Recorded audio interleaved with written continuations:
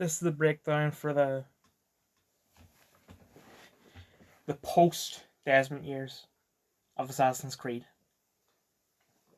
So, not long after Desmond's death, Abstergo found his body and recovered it, and they used his DNA and decided to make what is basically Netflix for the Animus. So, the public can play as all of Desmond's ancestors. Just like basically they're playing Assassin's Creed within Assassin's Creed, and they decided to trial this out with. There's a modern day section for the next one, AC Free Liberation, which is not a DLC; it's a sort of side game. They trial it with that, but there is no modern day protagonist for it. But Wikipedia refers to it as Subject 1. I don't need to do that, considering there is no modern day section. So, Liberation takes place during the Louisiana Rebellion and the American Revolution. She is a black, rich, I don't understand how she's rich, but just go with it, assassin who gets caught up in a conspiracy with her family. But she uses her wealth in order to... There's not much to talk about for Liberation. It's kind of a weak game in every way.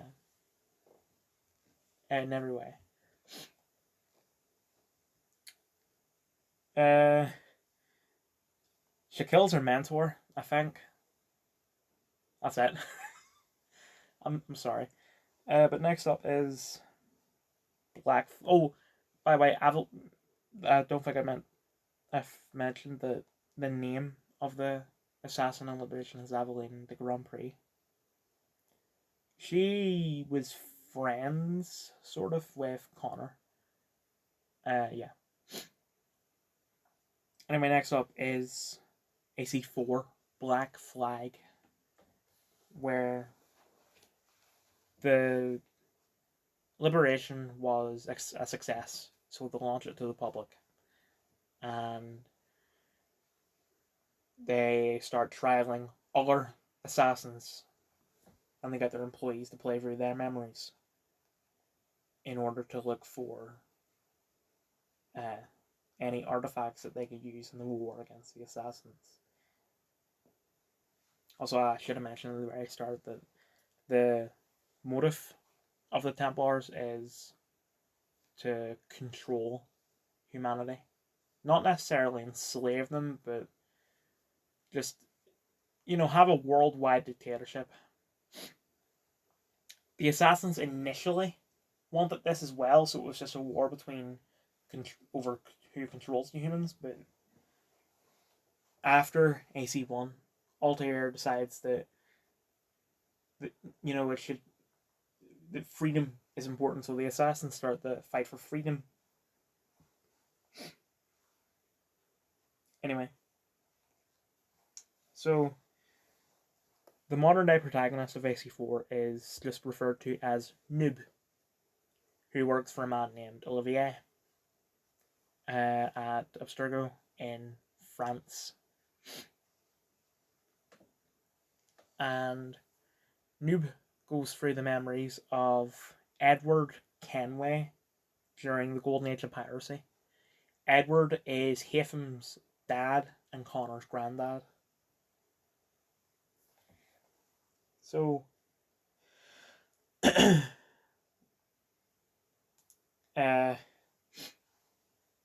Edward left his wife in order to work as a pirate, and he said he'd only take 2 years at most, but it was a lot longer than 2 years, because he wanted to be rich to provide for his wife, but that didn't happen. So he just decided to remain a pirate, and eventually his ship gets stuck in conflict with another, and there is an assassin aboard the other ship. Both ships sink, and both only Edward and the assassin survive. They start talking, but once Edward realizes that if he kills the assassin, he could get a lot of money. He tries to, but well, he ends up doing it, and he finds a letter to meet with a person in Havana. So he gets to Havana, and he pretends to be the assassin. Turns out the people in Havana are Templars, because the assassin was going to defect to the Templars. And the assassin had vital information on the assassins, and he was going to provide it to the Templars. And Edward gives it to the Templars because he thought that he'd be paid a lot of money for it. He wasn't paid that much, but he still continues to work for them. And eventually they try to protect a man that they call the Sage. The Sage is actually Juno's husband, who Juno made immortal. Of kind of, if he dies, he'll come back, but it'll be years. Anyway,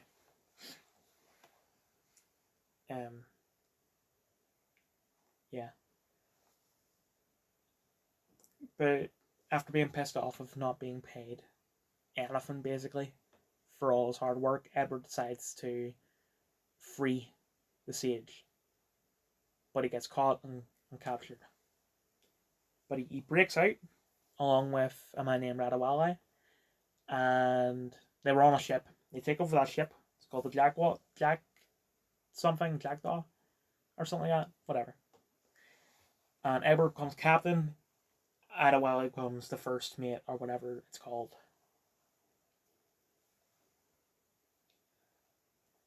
So, the bunch of shenanigans. And Edward is friends with famous pirates such as Blackbeard. I forget, there are like two female pirates that I don't really remember. And it turns out that one of those female pirates is an assassin, and she brings Edward to the assassins. The assassins are pissed off at the fact that he nearly killed them all with the information he gave to the Templars, because he was just looking for money. But eventually kills all those Templars. However, Noob doesn't experience all this in one go. He constantly gets thrown out of the Animus because it needs fixing. And the Abstergo hired a man called John to fix it. And John does fix it, or at least he pretends to, but he's actually the one breaking it. So he pulls Noob out at whatever time and tells him to hack into all these computers and send him the information. And Noob does it. So when he wakes up the next time, he's actually thrown in a sort of prison in the basement of Abstergo. But he still has a computer so he can relive Edward's memories. And John was able to hack him out and get him to hack into a server in the basement. And the server is sort of run by Juno, because John is the Sage. John is the modern day reincarnation of Juno's husband. So, once he gets what he wants, he eventually attempts to kill Noob. But Abstergo catches him, and they realize that it was actually him that was doing all the hacking. So they free Noob. And they realize that Olivier has gone missing. We'll get into that later. Actually, I will now.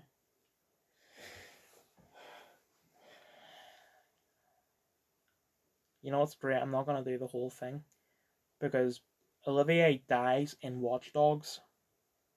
There's a side mission where Olivier goes to Chicago, where the first Watch Dogs takes place, and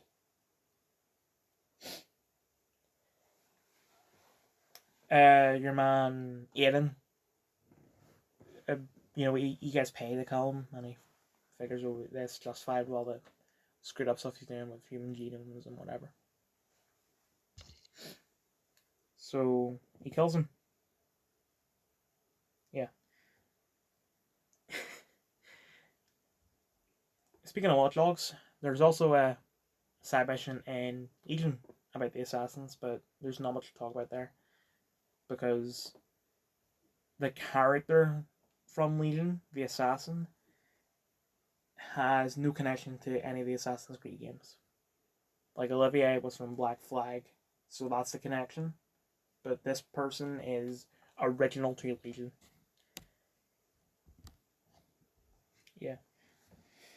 I probably should have mentioned that every AC game, bar Valhalla, has every main AC game.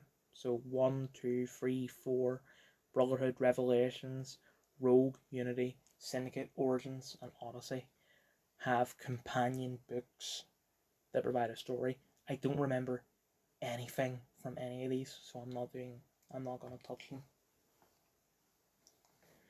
But anyway, there's a manga called AC Awakening, which is basically just a manga version of Black Flag. There are some differences, but it's nothing worth getting into. I just wanted to point it out, because that's what I did for the Danganronpa breakdown. Anyway, the two Altair games, Bloodlines, which I'm going to have to do a separate breakdown for, which sucks. I was hoping to have everything done before doing the breakdown, but no. And Altair's Chronicles, which I don't remember anything of. There's also another DS game for AC2. I don't remember what it's called. I also don't remember anything about it.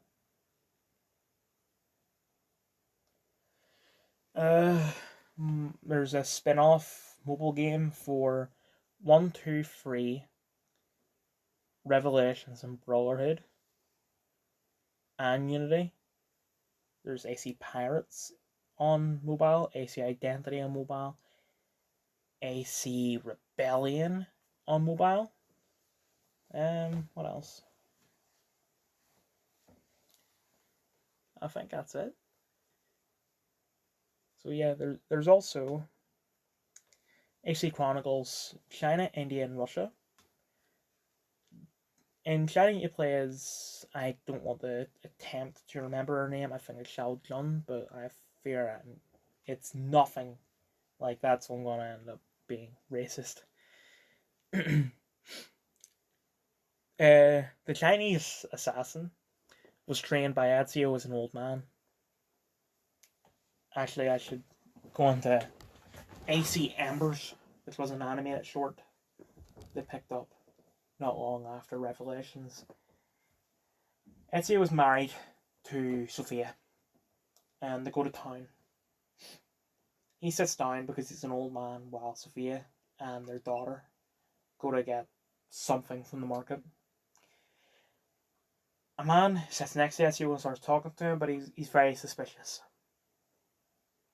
I say that while looking at the home screen for Among Us. The man sort of talks at Ezio and gets up and leaves. But as soon as he leaves, Ezio has a heart attack and dies. But before that happens, he trains the China assassin. That sounds even more racist than if I were the China temple, but whatever. And once he's ready, he gives her this box and tells her not to open it.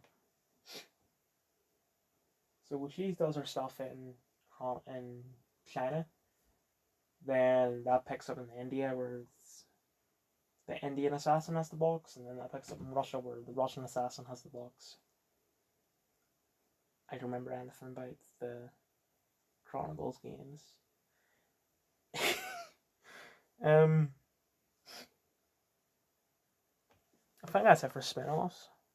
So next up is AC Unity. So before you join Abstergo, you become known as an initiate. And one initiate, their stream gets hacked by a member of the assassins who tells the initiate, "Do you want the truth?" And basically the initiate says yes. So they go into the memories of Arnaud Dorian in the French Revolution. Not much to talk about here, don't remember much about Unity. Or than he's friends with Napoleon.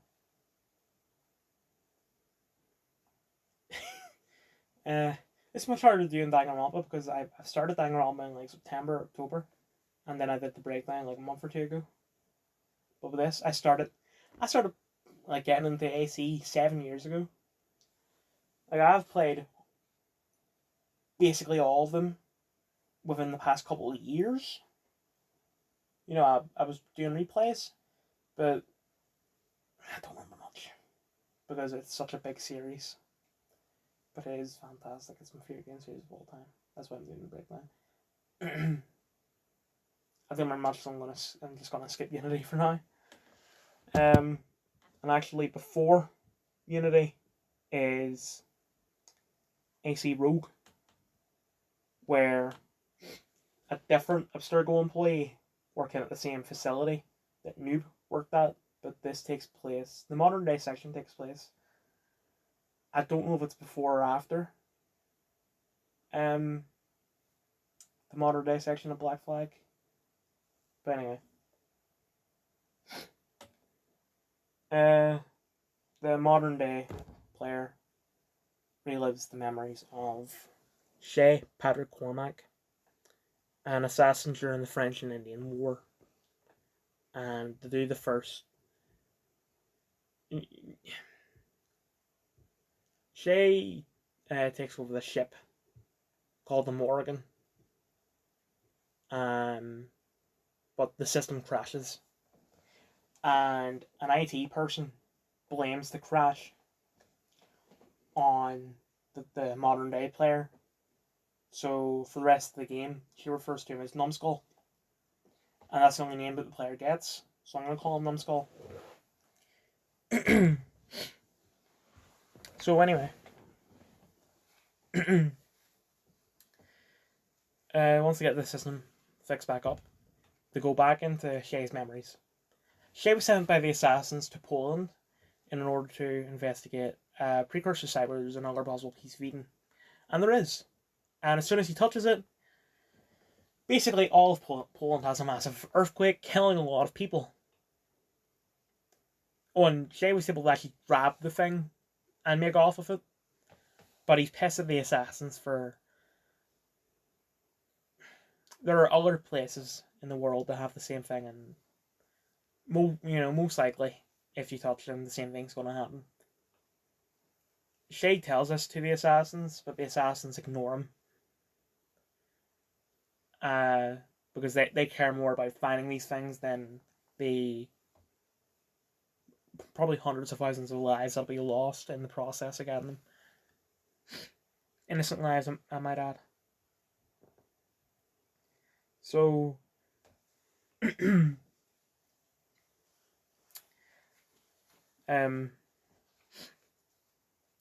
sorry. They eventually kick Shay out of the house, which is it's the same mansion that the old man was in AC3. Anyway. Uh, so Shay decides to break into the house and steal the artifact, but he gets caught, and he tries to make his escape, but he ends up getting cornered, and the house is near a sort of the house is near the water, but it's on top of a big ledge, and he gets trapped there. Um, One of the assassins shoots him, and he falls, but he gets rescued by a couple of innocent people who nurse him back to health. But this is assassin controlled territory, and the assassins here are literal gangsters. So Shay kills them all, and eventually he meets up with Hatham Kenway and starts working for him. And he tells Hatham what happened, and Hatham says, "Okay, right, we should stop the assassins from getting to these devices." So Shay joins the assassins, or sorry, Shay joins the Templars. So he works. Sometimes he works sort of for and with Hatham. You know, they're friends, but Hatham is his boss. And he kills all his old assassin friends. And at the very end, he is tasked with killing. I don't remember the man's name, but it's Arno's dad. Right? Unity picks up where Rogue left off. Should have done Rogue first. I'm sorry. Anyway, next, AC Syndicate, which it's still the Initiate from Unity, but this time he's going through the memories of Jacob and Evie Fry, two twins during the Second Industrial Revolution in London. Don't remember much from the story, but I don't think there's much to talk about. Especially since this time, most of the historical figures are allies of the assassins rather than enemies.